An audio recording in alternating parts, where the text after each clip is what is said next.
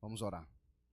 Soberano meu Deus, maravilhoso é o Senhor que é o nosso papai, ó Pai, que hoje seus filhos, ó Senhor, aqui reunidos para ouvir a Tua palavra, Senhor, neste culto. Que o Senhor esteja conosco através do Espírito Santo do Senhor, que habita em nós, que habita no nosso irmão Felipe, que irá ministrar a Sua palavra, Senhor, através das Tuas Escrituras. Que o Senhor esteja abençoando ele, que todas as palavras que saiam de sua boca sejam para a honra e glória do Senhor, e que nós, ó Senhor, recebamos essas palavras, Senhor, e que elas sejam ofertadas em nossos corações. Em nome de Jesus. Amém.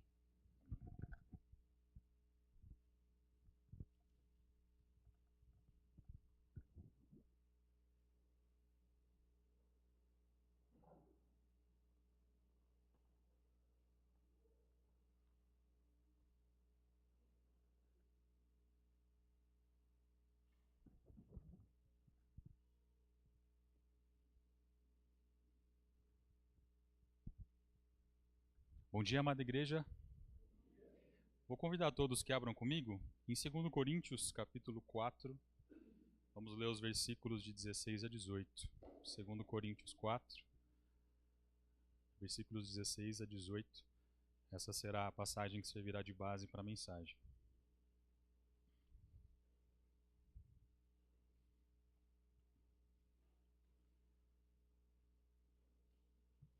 E diz assim: Por isso, não desanimamos. Embora exteriormente estejamos a desgastar-nos, interiormente estamos sendo renovados dia após dia, pois os nossos sofrimentos leves e momentâneos estão produzindo para nós uma glória eterna que pesa mais do que todos eles. Assim, fixamos os olhos não naquilo que se vê, mas no que não se vê. Pois o que se vê é transitório, mas o que não se vê é eterno. Amém. Vamos orar novamente ao Senhor. Pai querido, Pai amado, obrigado, Deus, por a oportunidade de estarmos aqui, ó Pai, neste culto de adoração. Obrigado, Pai, porque sabemos que o Senhor preparou uma mensagem, ó Pai, para nós nesta manhã. Que o Senhor possa nos encher do Teu Espírito, abra nossas mentes, os nossos corações para ouvir a Tua palavra. E que não fique só aqui, ó Pai, mas que tudo que será dito possa vir do Senhor, possa entrar nas nossas vidas, ó Pai, e que possamos aplicar dia a dia. Em nome de Jesus é que oramos. Amém. Algumas semanas atrás, a igreja acompanhou alguns pedidos de oração que a minha família fez. Uma pessoa muito próxima da nossa família teve uma situação muito ruim. Eu não vou contar a história toda dela, mas era uma pessoa muito próxima e que veio a falecer em muito pouco tempo. Foi muito rápido, foi uma surpresa para todos. E por mais que nós tenhamos uma esperança no Senhor, as pessoas que estão em volta sentem, a gente sente, coisas ficam para trás, planos são construídos, e fica saudade, fica tristeza, e muitas vezes ficam alguns questionamentos. Eu acredito que todos aqui já devem ter passado em algum momento por alguma situação onde a gente não consegue acreditar, onde a gente não entende. Pode ter acontecido com você, pode ter acontecido com alguém próximo à tua família. E se não aconteceu, com certeza você já viu alguma notícia de alguma coisa que você olha e não entende por que acontece. A gente olha e se pergunta por que Deus permite que algumas coisas aconteçam. Se Deus controla todas as coisas, por que existe tanta maldade neste mundo? Por que vemos tantas coisas ruins? E a notícia que pode ser um pouco frustrante é que existem muitas coisas que a gente não tem a resposta. E talvez a gente não tenha a resposta nesta vida, porque muitas histórias não terminaram ainda. E durante o processo, durante a história, muitas coisas não são entendidas. Mas a boa notícia é que o Deus que a gente serve conhece o final de todas as histórias. Ele conhece cada uma das coisas e se seguimos Ele, até as coisas que parecem desfavoráveis, As coisas que não conseguimos entender, elas têm o seu devido propósito. E quando a gente olha nas histórias da Bíblia, fica mais claro de ver isso. Porque algumas histórias têm começo, meio e fim, e a gente consegue ver que em determinados momentos da história parece que tudo está dando errado, que as coisas não fazem sentido, e quando a gente avança e chega ao fim da história, tudo se encaixa. E é interessante,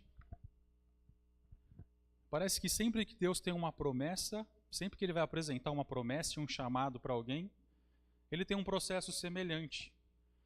Ele tem um chamado e Ele mostra uma promessa. E uma promessa que é espetacular. Uma promessa que é extraordinária. Só que entre esse chamado e esta promessa, existe um meio. Existe um meio do caminho. Existe um processo de transformação. Se a gente olha, por exemplo, Abraão, quando ele recebeu a promessa do Senhor, Deus falou que ele teria ali daria origem a uma grande nação, mas se passam 25 anos até que Abraão recebe o primeiro filho desta promessa. Durante esses 25 anos ele teve que sair da terra onde ele estava, passar por vários processos e amadurecimentos até que aquela promessa começasse a acontecer. A gente olha para Davi, ele foi ungido, Deus teve a promessa de que ele seria um rei, e se passam aí por volta de 15 anos até que ele se torna rei. E neste processo ele amadurece, encontra Golias, enfrenta Saul, e muita coisa acontece entre o chamado e a promessa. Se a gente olha Noé, por exemplo, desde o momento onde Deus avisa sobre o dilúvio, até o momento onde o dilúvio acontecem muitos anos onde ele está construindo a arca.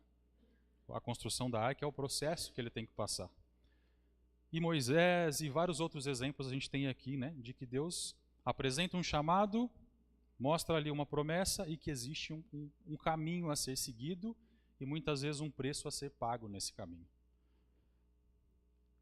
E é interessante que se a gente olha para o Velho Testamento, essas promessas aconteciam com algumas pessoas que eram escolhidas pelo Senhor. Quando a gente vem para o Novo Testamento, com a cruz de Cristo, todos nós temos agora um chamado. E todos nós temos uma promessa. E entre esse chamado e entre esta promessa extraordinária, o que existe? Existe um meio, existe um caminho, existe um processo de transformação. E existe um preço a ser pago. E todos nós estamos neste processo, nesse momento. Talvez você já sabia disso, talvez não, mas nós estamos nesse meio do caminho. Nós recebemos o chamado e nós temos uma promessa extraordinária. E nós estamos no nosso processo de transformação. E como a gente tem que se comportar neste processo? O que acontece durante esse processo? É interessante que se existe um processo, significa que Deus não chama pessoas prontas. Deus nos chama e nos prepara. E essa preparação é uma preparação que não acontece de uma vez, não é uma transformação única.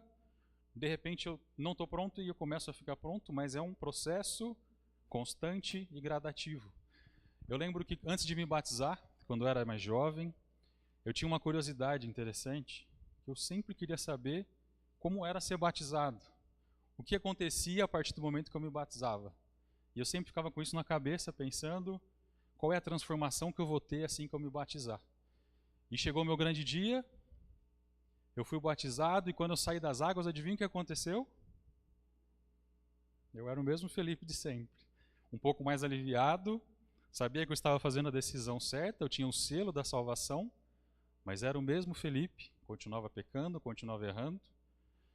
E isso foi crescendo, né? Esse processo foi crescendo e aquela conexão com o Senhor não aconteceu de repente, mas ela foi acontecendo ao longo dos anos. Principalmente nos momentos de dificuldade, nos momentos onde eu precisava recorrer mais ao Senhor. E é justamente por a gente estar nesse processo de transformação que eu gostaria de olhar alguns exemplos de pessoas na Bíblia que passaram por um processo de transformação. Vamos olhar aqui histórias conhecidas. Eu vou trazer um exemplo de alguém que passou bem por estes processos e uma outra história de que pessoas não passaram tão bem por esse processo de transformação. A primeira história é de José. Em Gênesis 37, eu vou ler alguns versículos chaves, tá? Eu peguei histórias conhecidas justamente porque a gente não vai conseguir explorar todos os detalhes. Mas em Gênesis 37, a gente vê a partir do versículo 7 que José tem um sonho. 2 sonhos, na verdade. E neste sonho, ele está ao centro e os seus irmãos e os seus pais se prostram perante ele. E a primeira coisa que José faz é sair correndo para esfregar o sonho na cara dos irmãos, que já não gostavam muito dele. E o que acontece é que no momento em que ele recebe essa promessa e ele conta o sonho, o processo dele se inicia. E ele passa a ser mais ainda odiado pelos irmãos, que em pouco tempo decidem matar José. Os seus próprios irmãos passam a odiá-lo, planejam assassinar José, e ele é espancado e é vendido para os ismaelitas e vira escravo. E ao fim de toda essa situação, ele acaba na casa de Potifar, no Egito. Ele é vendido para Potifar, que é um chefe da guarda do faraó. E naquela situação tão difícil que ele passou, de sair da tua casa, de repente, sem nenhum tipo de preparação, ele é afastado dos teus familiares, ele apanha, ele é vendido e traído por aquelas pessoas mais próximas dele. E ele se vê numa terra que ele não conhecia, na casa de um estranho. E o que é interessante é que em nenhum momento da história de José você vê José se lamentando. Você não vê José chorando, você não vê José se lamentando e reclamando de alguma coisa que está acontecendo, apesar da situação tão difícil que ele está passando. Pelo contrário, a gente vê, por exemplo, em Gênesis 39:2, o versículo diz que o Senhor estava com José. E pelo Senhor estar com José, a gente percebe que neste momento onde ele está na casa de Potifar, as coisas começam a fluir bem, e ele é um escravo, mas ele não é um escravo qualquer. Ele é um escravo que se destaca. Ele é o melhor dos escravos, tanto que Potifar pega ele e coloca para administrar todos os recursos da casa dele. José é colocado na posição mais alta da casa de Potifar para administrar tudo que Potifar tinha. E como a gente já conhece o fim da história, a gente já sabe que José vai se tornar o governador do Egito. A gente entende que esta passagem pela casa de Potifar tem um papel importante. É uma prévia da promessa que ele recebeu. Porque se José precisa governar uma nação, e uma nação estrangeira, ele precisa conhecer, pelo menos, como funciona uma família do Egito. José precisa conhecer quais são os gastos de uma família, José precisa conhecer o que um egípcio come, José precisa entender de patrimônio, José precisa entender de gestão de recursos, e esta passagem na casa de Potifar ensina e prepara José para a promessa. E a gente sabe que ele ficou um tempo ali na casa de Potifar, teve alguma situação ali com a esposa de Potifar, e ele é injustiçado e levado preso por uma mentira da esposa de Potifar.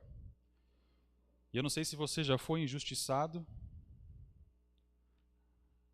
mas não é fácil, né? Quando a gente é culpado por alguma coisa que a gente não fez. É difícil a gente ficar quieto, é difícil a gente ficar calado. E novamente, a gente não vê José reclamar, a gente não vê José argumentar, a gente não vê José reclamando com Deus. Pelo contrário, quando a gente olha em Gênesis 39:21, mostra que na prisão, quando se tornou preso, o Senhor estava com ele. E José saiu da sua família, se tornou escravo, agora se tornou um preso, a situação parece que só vai piorando, mas mesmo nessa situação, José não é um preso qualquer. José se destaca e José é o melhor de todos os presos novamente. E por isso, o chefe ali da prisão coloca, o carcereiro, né, encarregou José de todas as pessoas na prisão. Tudo que acontecia na prisão, todas as pessoas da prisão respondiam para José. E olha que interessante. Se José vai ser o governador do Egito, ele precisava entender 2 coisas: como gerir recursos e como gerir pessoas. Olha que interessante. Os primeiros 7 anos, de muita fartura no Egito, eram anos onde José precisava gerir recursos. Como administrar, onde ele precisava guardar, qual quantidade guardar. E os próximos 7 anos de seca, de miséria, ele precisava gerir o quê? A ansiedade das pessoas. Como distribuir e como conversar com as pessoas. Ou seja, o Senhor preparou José para a promessa, colocando na casa de Potifar e colocando ele na prisão. Você já parou para pensar que muitas vezes o que tem acontecido com você, que você tem reclamado, a situação que você se encontra hoje, mesmo que desfavorável, pode estar te preparando para uma promessa do Senhor? Se você hoje se sente um escravo, pode ser que Deus tenha um plano para essa situação e Deus esteja te preparando. Se você se sente preso, se você tem problemas no seu trabalho, se você não tem tempo, se você tem problemas no seu casamento, com os teus filhos, tudo isso pode ser uma preparação. Tudo isso pode ser um processo para te preparar para algo ou para algum plano que Deus tem para você. Deus tinha um propósito extraordinário para a vida de José e precisava preparar ele. E o que acontece? Depois de interpretar o sonho de Faraó, José se torna o segundo homem do Egito, menos importante somente que Faraó. E é interessante que se José era o segundo homem do Egito, quem estava abaixo de José? Lembra do Potifar? Potifar estava abaixo de José. Imagina a mulher do Potifar, quando viu no LinkedIn lá do José que ele tinha virado governador. Imagina a situação dela. E se José não estivesse preparado para esse poder e para esta posição, provavelmente ele ia resolver isso com as próprias mãos. Da mesma forma, quando os irmãos chegam no Egito, ele tinha o poder suficiente para acabar com a vida dos irmãos, da forma como os irmãos tentaram fazer com ele. Mas por ele ter passado por todos esses processos de amadurecimento, ele estava preparado para aquela posição. Segunda história, 400 anos depois, mais ou menos 400 anos se passam, e o povo de Israel se torna escravo no Egito. Passam-se as pragas e Moisés é escolhido para libertar o povo do Egito. E o povo sai do Egito e sai com um chamado e com uma promessa extraordinária, de que eles seriam o povo de Deus e de que eles teriam uma terra prometida. Só que entre a saída do Egito e a promessa existia um caminho, existia um meio, existia um processo de transformação. E a gente sabe que este processo do povo não funcionou tão bem quanto funcionou o processo de José.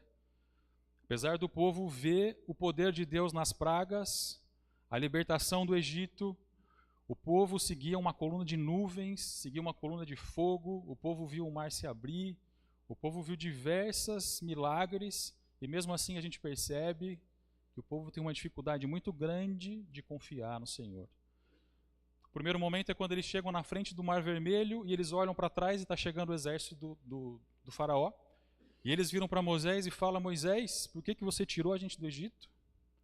Não tinha túmulos suficientes? Por que você veio matar a gente aqui? Ou seja, eles já tinham visto muitos milagres e eles ainda não conseguiam confiar no Senhor. E Moisés, quando fala com o Senhor fala: avance, para de olhar para trás e siga em frente. Confie no Senhor. Avance para cima do mar, e o mar se abre e o povo passa. E quando o povo atravessa o mar, a palavra nos fala que eles confiaram no Senhor. Eles viram o tamanho do poder do Senhor. Só que passa 3 dias, o povo já está reclamando que está com sede. Passa mais alguns dias, o povo está reclamando que está com fome. E depois reclama de novo que está com sede. E a gente vê várias reclamações, e não são reclamações simples. Toda vez que o povo reclama, ele fala: Moisés, nossa vida era muito melhor no Egito. Por que você tirou a gente de lá? Por que você não matou a gente lá e vai trazer a gente para cá para morrer? Sempre olhando para trás. Sempre apegados ao período da escravidão. Não conseguiam enxergar a promessa e a transformação que eles tinham que passar, e sim, sempre presos e olhando para o passado, sempre presos à escravidão. E a gente sabe que quando chega no Sinai, ali que desanda tudo de vez, né? Eles fazem um ídolo e atribuem a saída do Egito a um bezerro de ouro, e isso deixa Deus extremamente chateado. O Senhor quer desistir do povo, e Moisés intercede, e Deus continua acompanhando o povo, mesmo já estando bem chateado. E a gota d'água é quando eles chegam na terra prometida. Chegaram na porta da promessa. E quando eles chegam na porta da promessa, alguns espiões, alguns espias vão conhecer a terra, e eles chegam na terra, e a terra é exatamente da forma como o Senhor falou. Uma terra maravilhosa, uma promessa maravilhosa diante dos olhos deles.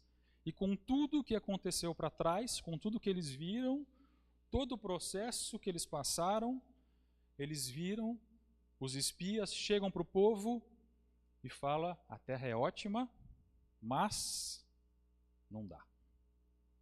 O povo é muito forte, a gente não vai conseguir. E neste momento, 2 pessoas, saíram 2 milhões do Egito, 2 pessoas que passaram pelas mesmas coisas, viram o mesmo poder, passaram pelo mesmo processo. Essas 2 pessoas rasgam as vestes e falam: como não dá?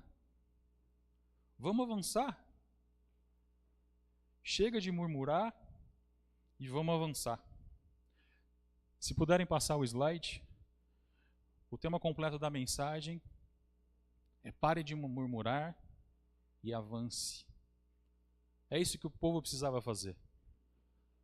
Parar de murmurar, parar de olhar para trás, parar de se apegar no tempo da escravidão, no tempo do Egito, e avançar em direção à promessa do Senhor. Todos eles passaram pelos mesmos milagres, pelos mesmos processos, mas somente Josué e Caleb conseguiram ser transformados por esses processos. E quando acontece essa situação, o Senhor se cansa e ele fala: ninguém daqui vai entrar. Vocês não estão prontos. Quando a gente olha o trecho que deveria ser percorrido do Egito até a Terra Prometida, pelas minhas pesquisas, é um trecho de 200 a 400 quilômetros. Inclusive tem alguns grupos que já fizeram esse trecho em aproximadamente 10 dias, 15 dias. Com a multidão que eles estavam, talvez 30 dias fosse suficiente para eles percorrerem esse trecho. E quanto tempo o povo ficou no deserto até entrar na Terra Prometida? 40 anos.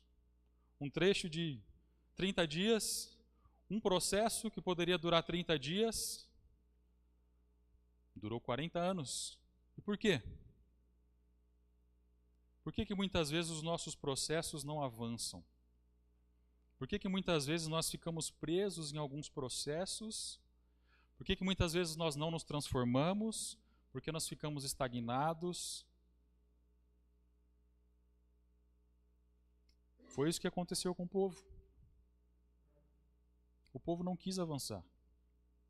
O povo, enquanto muitos milagres aconteciam ao redor deles, a única coisa que eles enxergavam era o que estava ruim. A única coisa que eles falavam era reclamar, murmurar e lembrar de como a vida anterior era melhor. Eles só conseguiam lembrar de como no Egito eles tinham carne, de como no Egito eles não estavam sofrendo o risco de estar morrendo toda hora.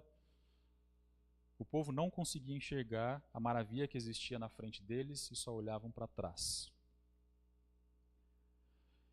E eu não sei se vocês já leram, tiveram a oportunidade de já ler esse trecho na Bíblia, e quando a gente lê, é difícil de gostar desse povo, porque é um povo chato, um povo reclamão, e fica difícil da gente olhar e entender como que eles não enxergavam. Que povo fraco, que povo ruim que Deus escolheu. Só que a gente não pode esquecer que nós também temos um chamado e que Deus nos escolheu. E será que nós somos fortes? Ou nós também somos um povo fraco? Nós somos um povo chato? Será que nós estamos focados no nosso chamado e na nossa transformação? Ou nós estamos mais preocupados em reclamar do que está acontecendo? Será que nós estamos avançando em direção à nossa promessa? Ou nós estamos sendo influenciados pelas pessoas que reclamam? Onde nós passamos a maior parte do nosso tempo e da nossa atenção? O que nós assistimos nas nossas redes sociais? São coisas que nos ajudam a avançar ou são assuntos que nos ajudam a reclamar mais, que nos ajudam a olhar para os problemas e não olhar para a nossa transformação e para o nosso avanço? Será que a gente ainda sente saudade do nosso tempo de escravidão? Será que a gente ainda sente saudade do tempo do Egito? Será que existem coisas que nos paralisam, que nos impedem de avançar? Eu tenho certeza de que o Senhor tem se mostrado na sua vida. Da mesma forma como Ele se mostrou na vida de José, da mesma forma como Ele se mostrou para o povo de Israel. A diferença é se nós estamos enxergando esse Senhor. José enxergava o Senhor com ele. O povo, por mais que o Senhor se manifestasse, e eu acredito que nunca teve um povo que viu tantos sinais como aquele, tantos sinais milagrosos como aquele, e mesmo assim, eles não conseguiam confiar no Senhor. Pode ser que o Senhor esteja se manifestando na sua vida e você ainda não tem confiado na promessa do Senhor. José, quando escravo, ele não murmurou e ele se tornou o melhor escravo que ele podia ser na situação que ele estava. José, quando foi preso, ele não murmurou e se tornou o melhor preso que ele poderia ser na situação que ele estava. Independente da situação que você está, e eu acredito que tenham pessoas que estejam passando por situações difíceis hoje. Independente da situação que você está, entenda que o Senhor está com você e seja o melhor que você pode ser nessa situação.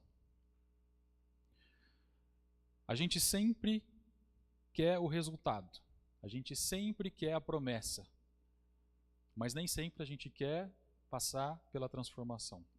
E isso é para tudo, né? Se eu pensar, por exemplo, numa academia, por exemplo, todo mundo gostaria de ter um bom corpo, de ter um shape, mas ninguém quer comer bem, dormir bem e fazer exercício, certo? Ninguém quer passar por esse processo todos os dias. Todos aqui, eu imagino que gostariam de ter um diploma de medicina, por exemplo, gostariam de ser médicos e ter um reconhecimento de um médico. Mas será que você tem disposição de estudar por 10 anos? A salvação é a mesma forma. Todos nós queremos ter a salvação. Todos nós queremos ser salvos. Mas existe um preço a ser pago. Existe um caminho a ser trilhado. E é interessante que muitas vezes pessoas com recursos tentam burlar o processo. Vocês já perceberam isso? As pessoas tentam comprar o fim sem precisar passar pelo processo. Inclusive a salvação. Tem pessoas que tentam comprar a salvação para não precisar passar pelo processo. Só que burlar o processo não funciona. Porque o que acontece? Por mais que você chegue na promessa, você não vai estar preparado. O povo de Israel chegou, mas não conseguiu entrar. Porque eles não conseguiram se transformar. O processo e o caminho que a gente não gosta e que a gente quer evitar é exatamente o que a gente precisa, porque é Ele que nos aperfeiçoa. É Ele que nos transforma, nos amadurece e nos deixa apto. Quando a gente aceita um chamado, alguns preços são pagos e muitas vezes crescer dá trabalho, muitas vezes crescer dói, amadurecer dá trabalho e amadurecer dói. E é por isso que muitas pessoas ficam estagnadas, muitas pessoas não crescem. A inércia de ficar parado muitas vezes é mais confortável. E pode ser que a gente esteja nesse momento, há muitos anos, no mesmo lugar, sem avançar, sem crescer, preocupado em reclamar das coisas que estão acontecendo. Novamente eu volto para o título da mensagem. Se você está nessa situação, pare de murmurar. Olhe para o teu alvo e avance. Olhe para a promessa que Deus tem para você, para a promessa extraordinária que Deus deixou para nós e avance. A gente sabe que em João 15 existe o exemplo da figueira. Jesus nos dá esse exemplo de que a figueira, em João 15:2 fala: todo ramo que estando em mim não dá fruto, ele corta, e todo que dá fruto, ele poda para que dê mais fruto ainda. Ou seja, é inevitável ser cortado. Só que ou você vai ser cortado para ser removido da figueira, ou você vai ser podado. São coisas diferentes. Ser cortado dói muito. Ser podado dói, mas você vai dar mais frutos. Então, a gente tem que escolher se a gente vai ser cortado ou se a gente vai ser podado. Se você quer servir Jesus, existe um bônus e existe também um ônus. O bônus é, se você seguir a Jesus, você vai ser salvo para a eternidade e você vai ter uma vida extraordinária do lado do teu Pai, do lado de um Deus que cuida de você. Só que existe um ônus, existe um preço a ser pago. Se você quer servir a Jesus, você tem que morrer para este mundo.